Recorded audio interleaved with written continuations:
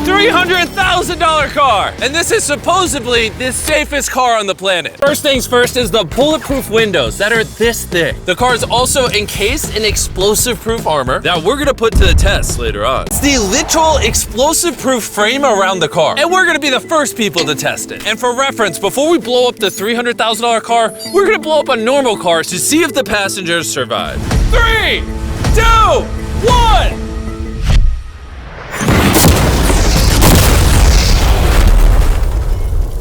Not only is it on fire, but the mannequins literally flew out of the car. 3, 2, 1!